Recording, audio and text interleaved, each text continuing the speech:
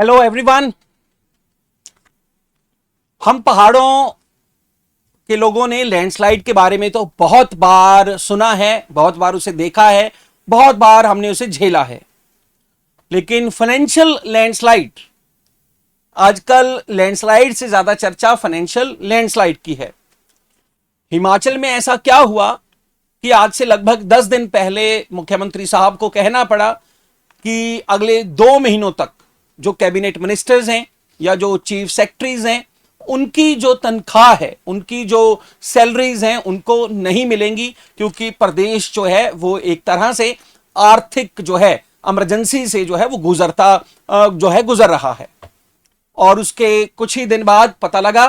कि जो सैलरीज आ जाया करती थी हिमाचल प्रदेश में जो काम कर रहे सरकारी कर्मचारियों की, या फिर यहां पर जो लोग पेंशन का बेनिफिट उठा रहे हैं उनकी, तो उनकी जो सैलरीज हैं या पेंशन हैं वो भी समय पर नहीं मिल पाई। और सरकार को, मुख्यमंत्री साहब को आगे आकर बयान देना पड़ा कि भाई ये जो सैलरीज हैं ये 5 तारीख को आ जाएगी, और इसके अलावा जो पेंशन्स हैं वो 10 तारीख को आएंगी। जब मैं बात करता हूं हिमाचल प्रदेश में, जहां पर जो है लोगों का मुख्य तौर पे जो रोजगार है, या तो वो अपर हिमाचल में ज्यादातर खेती से भी बहुत सारे लोग जुड़े हैं, लेकिन साथ ही साथ लोअर हिमाचल और कई हिस्सों में ज्यादातर जो लोग सरकार से जुड़ी कोई सर्विस कर रहे हैं, सरकारी नौकरी कर रहे हैं, और ऐसे लोगों की जो टोटल जो संख्या है प्रदेश में लगभग 2,15,000 है। और इसके अलावा 90,000 ऐसे लोग हैं जो सरकार द्वारा दी गई पेंशन पर जो है वो जो फोकस या कह लीजिए उस पर डिपेंडेंट रहते हैं। तो ऐसे ये लगभग 3 लाख से ज्यादा जो लोग हैं, इनके लिए पहली बार हुआ है प्रदेश के इतिहास में कि तारीख है आपको बतानी पड़ी है, और जो है अभी भी 10 तारीख अभी भी दूर है, और अभी भी पेंशन होल्डर्स उनको अभी अपनी पेंशन नहीं मिल पाई है। अब ये पूरा जब हंगामा हो रहा है तो जो राजनीतिक पार्टियां हैं एक दूसरे के ऊपर एलिगेशन लगा रही हैं, और एलिगेशन ऐसे हैं कि भाई जो भाजपा बोल रही है कि पिछले 2.5-3 साल में जो सुखविंदर सुक्खू की सरकार है उसके द्वारा जो फ्रीबीज बांटी गई हैं उसकी वजह से जो है ये स्थिति प्रदेश की हो पाई है। और दूसरी तरफ जो है जो मुख्यमंत्री साहब हैं वो बोल रहे हैं कि ये जो फ्रीबीज का जो ट्रेंड है ये जो है ये पिछली सरकार ने ही शुरू कर दिया था, और हमने तो सिर्फ उसे कंटिन्यू रखा है, और प्रदेश की स्थिति पहले से ही काफी ज्यादा खराब थी, हमने सुधारने की काफी ज्यादा कोशिश की है, लेकिन अभी तक यह संभल नहीं पाई है। आज हम कुछ आंकड़ों की भी बात करेंगे भाई, क्योंकि ऑब्वियसली बात है हम एग्जाम पॉइंट ऑफ व्यू से भी ये वीडियो बना रहे हैं, तो इसका जो कारण है वो एग्जाम पॉइंट ऑफ व्यू ही है, क्योंकि बहुत सारे जो फैक्ट हैं जो आपको एग्जाम में पूछे जा सकते हैं। अब खास तौर पे जब हम बात करते हैं फ्रीबीज की, तो फ्रीबीज को लेकर जो है आज सिर्फ हिमाचल प्रदेश में नहीं पूरे देश में एक चर्चा का जो विषय बना हुआ है, चाहे वो भाजपा की सरकार हो, चाहे वो आम आदमी पार्टी की सरकार हो, चाहे वो जो है कांग्रेस पार्टी की सरकार हो। खास तौर पे जब हम इन फ्रीबीज की बात करते हैं तो ट्रांसपोर्टेशन के जो है ट्रांसपोर्टेशन फ्री कर दिया जाता है। कई भारत के ऐसे राज्य हैं जहां पर महिलाओं के लिए फ्री कर दिया गया है। फिर बिजली को लेकर तो है बहुत सारे राज्य इस समय तक जो है 300 यूनिट तक जो है उसे फ्री ऑफ कॉस्ट दे रहे हैं। इसके अलावा जो है अगर हम बात करें हमारी जो बिजली के खर्चे और पानी की जो सुविधाएं हैं वो फ्री ऑफ कॉस्ट दी जा रही हैं। इसके अलावा जो है अब भारत के कुछ ऐसे राज्य हैं जहां पर ओपीएस जो ओल्ड पेंशन सिस्टम था, जिनमें अब हिमाचल भी एक है, वहां पर इसे लागू कर दिया गया है। और अगर हम इन तीनों सुविधाओं को जो है मिला लें हिमाचल प्रदेश के कॉन्टेक्स्ट में कि भाई आपका बिजली का खर्च जो आप जो है फ्री ऑफ कॉस्ट 300 यूनिट तक दे रहे हैं, इसके अलावा जो है अगर आप बिजली का खर्च, ओल्ड पेंशन जो सिस्टम है, और तीसरा जो है यहां पर जो महिलाओं को जो है हर महीने 1500 रुपया जो इंदिरा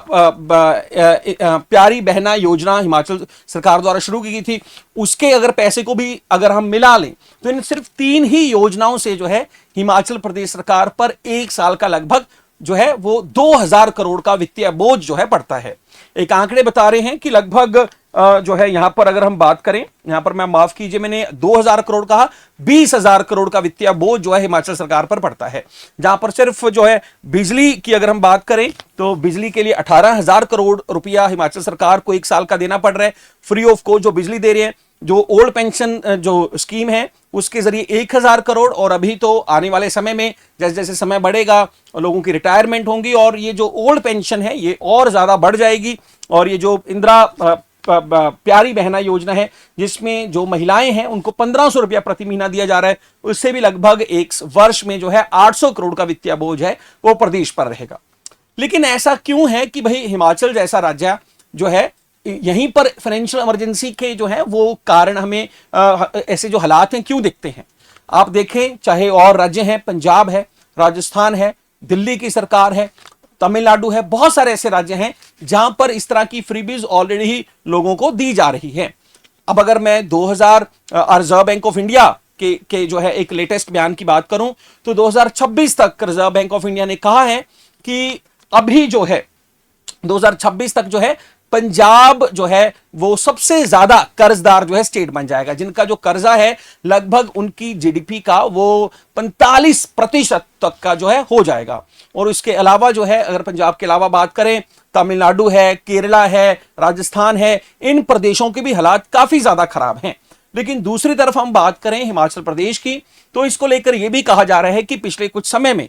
जो है यहां पर जो है जो मौसम की मार झेल रहे इस प्रदेश को, जहां पर टूरिज्म एक बहुत बड़ा सेक्टर हुआ करता था, टूरिज्म सेक्टर जो है लगातार उसमें गिरावट आई है। इसके अलावा हिमाचल प्रदेश में जो इंडस्ट्री के नाम पर अगर हम बात करें, जो प्रदेश के 12 डिस्ट्रिक्ट हैं उनमें से एक डिस्ट्रिक्ट अगर हम सोलन को छोड़ दें, कहीं भी किसी भी तरह से इंडस्ट्री का कोई नामो निशान नहीं है। सिर्फ सोलन में ही जो है बद्दी है, बद्दी के आसपास की जगहें हैं, परमाणु है, और वहीं पर जो है लगभग जो पूरे हिमाचल की इंडस्ट्री है 100% उस इंडस्ट्री का यहीं पर आपको देखने को मिलता है। और यहीं पर हिमाचल के जो युवाएं हैं उनको जो यहाँ पर छोटी मोटी नौकरियां मिल जाया करती हैं उनके काम के हिसाब से, स्किल के हिसाब से। तो जो इनकम के जो सोर्सेज हैं वो लगातार खत्म हो रहे हैं या फिर जो है उनमें भारी गिरावट आ रही है। ये भी एक बड़ा रीजन है कि टूरिज्म नहीं बढ़ पा रहा है, इंडस्ट्री नहीं बढ़ पा रही है, और जो है खेती में भी कोई ज्यादा जो है हम आगे नहीं बढ़ पा रहे हैं, खासतौर पे जो है सेब की खेती है। तो ये भी एक रीजन रहे हैं कि भाई लॉसेस तो बढ़े ही हैं, लेकिन साथ साथ जो हमारे इनकम के जो सोर्सेज हैं उनमें भी पिछले कुछ समय में जो है भारी गिरावट देखने को हमें मिली है।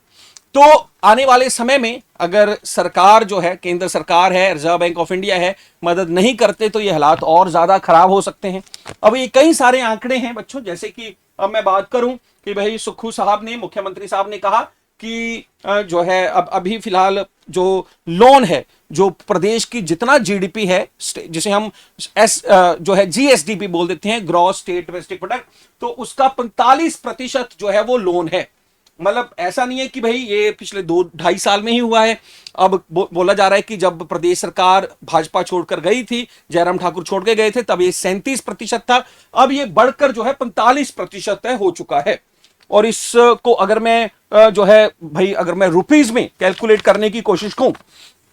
तो ऐसा कहा जा रहा है कि 2025 तक जो है इसका अमाउंट जो है काफी ज्यादा हो जाएगा। और हिमाचल के प्रति व्यक्ति के ऊपर अगर हम लोन की बात करें तो ये जो प्रति व्यक्ति जो लोन है फिलहाल वो 1,17,000 करोड़ का है। मतलब हिमाचल अभी इतना ज्यादा कर्जे में है कि अगर प्रति व्यक्ति देखें कि हर व्यक्ति पर कितना लोन है, हर नए जन्मे बच्चे पर कितना लोन है, तो वो लगभग 1,17,000 करोड़ का जो है वो लोन है। तो अब इसके अलावा जो है अब सरकार ये भी बोल रही है, फिलहाल प्रेजेंट सरकार की जो पुरानी सरकार है उसने अपने आखिरी वर्ष में जो है छठा जो है जो फाइनेंस कमीशन था उसे लागू कर दिया था। और छठा फाइनेंशियल कमीशन लागू होने से जो है जो कर्मचारी थे सरकारी, उनकी जो है आया वो भी हमें देनी पड़ रही है, जिसका वित्तीय बोझ हम पर जो है काफी ज्यादा हो गया, जो कि लगभग 10,000 करोड़ के लगभग है। तो अब जो है एलिगेशन एक दूसरे पर लगाए जा रहे हैं और जो है कोई भी रिस्पॉन्सिबिलिटी तो नहीं ले रहा, लेकिन फिलहाल उसका खामियाजा जो है वो जो है प्रदेश के वो युवा जो कि सरकारी नौकरी की जो है तलाश में, उसकी जो है उम्मीद में जो है लगातार पिछले 1 साल से 2 साल से 4 साल से वो उठा रहे हैं। तो इसका खामियाजा बिल्कुल उठा रहे हैं। और पिछले कुछ समय से हमने देखा है पटवारी का एग्जाम है, पुलिस के एग्जाम्स हैं, जेओ लाइब्रेरियन का एग्जाम है, इसके अलावा जो है नायब तहसीलदार का एग्जाम है। कई ऐसे एग्जाम है जिनके बारे में सरकार जो है बात तो करती है, अपने बयान भी देती है, लेकिन अभी तक इनका नोटिफिकेशन जो है नहीं आया है। तो दोस्तों जो है ऐसा जो है सरकार अब जो है सरकार हालांकि सरकार ने हालांकि अभी भी स्पष्ट किया है कि ये सारी की सारी जो भर्तियां हैं अपने समय से होंगी और इनके नोटिफिकेशन भी जल्दी ही देखने को जो है हमें मिलेंगे। लेकिन फिलहाल जो है भाई जो ऑपोजिशन बोल रहे हैं कि इस बार तो कहीं ना कहीं से भाई आपने लोन लेकर जो है या जो है किसी ना किसी तरीके से इस महीने की तनख्वाह सैलरीज का जो है वो निपटारा कर दिया है, लेकिन ये जो जो स्थिति है ये अगले महीने या उससे अगले महीने भी वैसे ही रहने वाली है। तो कुछ बातें तो जो है वो समय के गर्भ में है, भाई जैसे जैसे समय बीतेगा वो पता लगेगा। लेकिन ये भी जरूर है कि अगर दोनों पार्टियां मिलकर काम करें, क्योंकि भाई इससे हिमाचल के लोगों का ही बेनिफिट होगा, तो जो है वो जो है एक सबसे सही और सही उत्तम जो है वो मार्ग रहेगा। क्योंकि एक दूसरे पर एलिगेशन लगा रहे हैं तो उससे सबसे ज्यादा नुकसान हम देखते हैं कि टीवी मीडिया के जरूर के थ्रू जो है वो पूरे प्रदेश की इमेज का जो है वो रहता है। तो यहां पर जो है इस बात से मैं खत्म करना चाहूंगा। और भाई ये सारे के सारे आंकड़े जो है मैं आपके लिए लेकर आया था, ये आपको मैं पीपीटी भी शेयर कर दूंगा। तो भाई आखिर में मैं यही कहना चाहता हूं कि भाई ये जो स्थिति है ऐसा नहीं है कि सिर्फ हिमाचल प्रदेश की ही है, भारत के और कई सारे राज्यों की जो वित्तीय स्थिति है खराब है, लेकिन इनकम के सोर्सेज ना होने की वजह से जो है यहाँ परिस्थितियां ज्यादा खराब हो चुकी हैं, फाइनेंशियल इमरजेंसी जैसी। और सरकार इसी बीच में एंटी डिफेक्शन लॉ भी लेकर आई है, अगर कोई एमएलए इधर उधर होता है तो उसको डिस्क्वालीफाइड किया जाए, उसकी पेंशन को रोक दिया जाए। तो अब जो है ये राजनीतिक गतिविधियां एक समय चलती रहेंगी, लेकिन कई बार ऐसा देखा है कि राजनीतिक परिस्थितियां जो हैं वो ठीक हो जाया करती हैं। रिजर्व बैंक ऑफ इंडिया से, केंद्र सरकार से लोन लेकर जो है वो वित्तीय स्थितियों को या जो समय पर जो कर्मचारियों का भुगतान है वो कर ही दिया जाएगा। लेकिन बहुत सारे बच्चे डीमोटिवेट होकर अपनी पढ़ाई छोड़ देते हैं, उन्हें लगता है कि अब जो है पता नहीं आएगी या नहीं आएगी नौकरी, तैयारी करने का कोई बेनिफिट भी है, तो जो है वो दौड़ से बाहर हो जाते हैं। तो मैं उन सभी बच्चों से भी निवेदन करना चाहूंगा, लाइब्रेरी में बैठे हुए हजारों लाखों जो है स्टूडेंट्स, घरों में बैठे हुए हजारों लड़कियां, तो भाई अपनी तैयारी को निरंतर करें। राजनीतिक गतिविधियां चलती रहेंगी, लेकिन आपका एग्जाम आज नहीं तो कल डेफिनेटली आएगा। और जो है आप उस एप्लीकेशन की, उस नोटिफिकेशन की जो है वेट ना करें, अपनी तैयारी पे ज्यादा से ज्यादा फोकस करें। बहुत बहुत धन्यवाद, थैंक यू सो मच।